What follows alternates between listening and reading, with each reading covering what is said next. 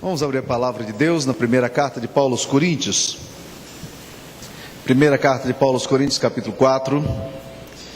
Vamos ler os 5 primeiros versículos do capítulo 4 dessa carta. A palavra de Deus diz: assim, pois, importa que os homens nos considerem como ministros de Deus e dispenseiros dos mistérios de Deus. Ora, além disso, o que se requer dos dispenseiros é que cada um deles seja encontrado fiel. Todavia, a mim, muito pouco se me dá de ser julgado por vós ou por tribunal humano, nem eu tampouco julgo a mim mesmo. Porque de nada me argui a consciência, contudo, nem por isso me dou por justificado, pois quem me julga é o Senhor. Portanto, nada julgueis antes do tempo, até que venha o Senhor, o qual não somente trará à plena luz as coisas ocultas das trevas, mas também manifestará os desígnios dos corações. E então cada um receberá o seu louvor da parte de Deus. Esse texto é um texto que nos fala sobre alguns assuntos importantes, nos fala sobre a necessidade de sermos dispenseiros dos mistérios de Deus, nos fala sobre a questão da consciência humana, nos fala um pouco sobre o tribunal de Cristo. E eu queria hoje à noite estar pensando com os irmãos um pouquinho sobre consciência e sobre o tribunal de Jesus. A palavra de Deus nos diz de uma forma muito clara, e nós lemos isso aqui num texto anterior, logo no início do nosso culto, em Romanos capítulo 2, versículo 14 a 16, que todos nós, independentemente de onde estivermos, em que cultura estivermos, por mais primitivo que seja a nossa cultura, por mais animista que seja a nossa cultura, por mais isolada e distante que seja a nossa cultura, todo ser humano ele foi imbuído de uma consciência divina, uma compreensão de alguns elementos que são extremamente importantes para ela. O texto de Romanos capítulo 2, versículo 14, fala-nos que os gentios que não têm lei, procedem por natureza de conformidade com a lei, não tendo lei, servem eles de lei para si mesmos. E diz mais, Romanos 2,15, estes mostram a norma da lei gravada em seu coração. Há uma norma de lei gravada no coração, e o texto aqui está falando, inclusive, do coração dos homens ímpios, dos pagãos. Os pagãos também, eles não, embora não tendo a compreensão da graça especial e toda a iluminação das escrituras sagradas, eles possuem dentro da mente deles, dentro da consciência deles, essa norma da lei gravada. Às vezes essa norma da lei é um tanto quanto estranha, mas o fato é de que todo homem, por mais pagão que seja, por mais ímpio que seja, ele tem uma compreensão de algumas coisas sagradas. Algum tempo atrás eu estava vendo uma entrevista, porque houve um caso bárbaro de um assassinato de um pai que tinha matado a criança, e eles então foram entrevistar aquelas pessoas que estavam presas, e foi muito interessante ouvir aquelas pessoas, porque muitas daquelas pessoas já tinham sido condenadas por 3, 4 assassinatos. Mas foi curiosa a resposta que aquelas pessoas em geral davam. Esse homem é um louco. Como é que ele pode matar um menino desse jeito? Como é que ele pode tirar a vida de outra pessoa? Eles tinham feito a mesma coisa. Ou seja, eles estavam na verdade se acusando. É disso que a palavra de Deus está falando. É que o homem pagão, ele acusa, ele testemunha, ele se defende. Mas a consciência e os pensamentos dele, há essa coisa da norma da lei escrita. Ou como um outro psicólogo mais contemporâneo falava de um arquétipo humano, ou de um inconsciente coletivo. Todo ser humano tem a compreensão de uma consciência. Com a queda da raça humana, o ser humano, porém, perdeu muito essa sensibilidade para a questão da consciência. A consciência nem sempre é usada de forma correta. E o resultado é que parece que dia a dia a consciência vai perdendo mais valor na nossa própria existência, vai se tornando cada vez mais dispensáveis. No entanto, é bom lembrar que há duas coisas que vão andar sempre com você. Queira você, elas andem contigo ou não. Há duas coisas das quais você não se desvencilha mesmo. Primeiro, é da sua sombra. Não tem jeito. Essa vai andar com você. Segundo, é da sua consciência. Sombra sua e a sua consciência vão estar sempre presentes na sua vida. Por que é importante a consciência para nós? Antes de mais nada, porque ter uma boa consciência nos livra da morte. Você já imaginou se nós tivéssemos uma sociedade sem consciência moral, sem compreensão ética?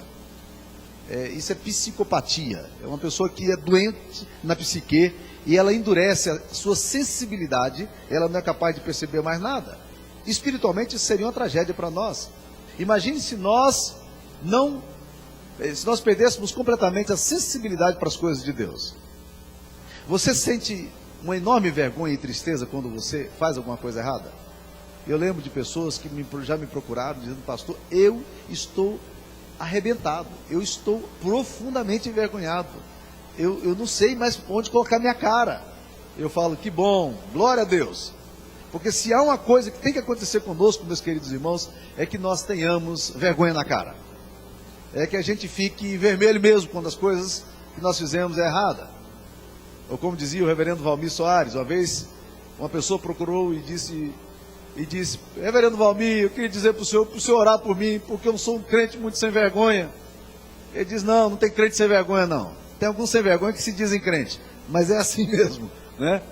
Meus queridos irmãos, já imaginaram nós sem nenhuma consciência? Já imaginou você sem nenhuma sensibilidade para as coisas espirituais? É a morte espiritual para nós. Graças a Deus.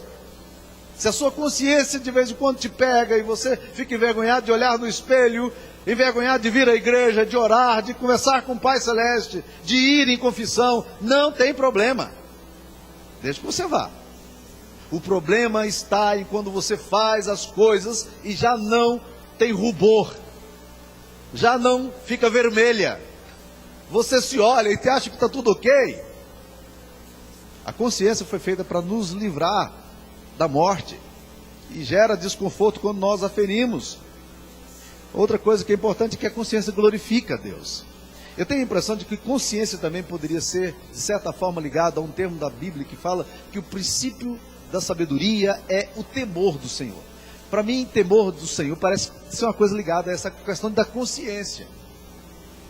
É quando você olha aquilo que você é convidado a fazer, ou aquilo que você está propenso a fazer, mas você não diz: eu não vou fazer isso, porque eu quero glorificar a Deus na minha vida, eu quero glorificar a Deus no meu corpo. Muitas atitudes pecaminosas são evitadas por causa de uma consciência sensível, consciência que tem temor de Deus. Mas a consciência também tem um efeito social, porque se nós não tivéssemos consciência, nós sofreríamos numa sociedade cheia de sociopatas, gente doente, que não consegue perceber o outro, gente que é capaz de fazer o mal, e que perde completamente o senso de realidade ética, senso moral. E imagina uma sociedade dessa forma, ela se autodestruiria. Eu tenho a impressão de que muitas vezes na Bíblia Sagrada, a Bíblia fala-nos de sociedades assim, como Sodoma e Gomorra, que velhos e jovens vão atrás de Ló, dizendo: dá esses dois homens aí para nós, que nós queremos abusar deles. Você é uma sociedade que perdeu completamente o senso do que é certo, do que é verdadeiro, do que é justo, do que é de boa fama. É um desastre. Viver numa sociedade assim é caótico. Uma sociedade sem lei, uma sociedade bárbara. É um quadro de apatia social, é onde a gente convive com a morte e acha que a morte está tudo ok. A cidade de Nínive, a palavra de Deus nos diz que os mortos se amontoavam nas ruas. A sociedade perdeu o senso de valor da própria vida. Isso não é muito difícil de acontecer não, viu gente? No Brasil, ano passado, 48 mil pessoas foram assassinadas em 2008. Estar vivo hoje já é um grande milagre, meu irmão. 48 mil pessoas foram assassinadas no Brasil. E a gente vai se acostumando com a morte. E é um perigo. Quando a nossa consciência, ela não mais restaura a sociedade. A sociedade está afetada. Agora, qual é o problema da nossa consciência? O problema grave da nossa consciência é que a Bíblia nos fala que a nossa consciência pode ser cauterizada. Cauterizar a consciência é quando você tira da consciência a capacidade da sensibilidade espiritual, ou moral, ou familiar. Você não sente mais o que você faz de errado. Você se justifica, você arranja razões. Uma consciência sadia, ao ser tentada, ela pode ter algumas reações. Ela pode, por exemplo, dizer: não, eu não quero fazer isso. E aí ela obtém vitória espiritual, e ela traz vida interior em plenitude, porque ela rejeita o mal. Ou então uma consciência pode racionalizar, pode justificar, pode explicar tão bem que ela passa a crer que a justificativa, a racionalização dela, a justificativa dela é suficiente para aplacar a dor que anteriormente ela sentia. Ou então Uma consciência, quando ela começa a ser testada, ela pode vencer. A pessoa diz, não vou fazer por causa da minha consciência, mas a pessoa insiste em fazer o que deseja, mesmo quando a consciência está dizendo não.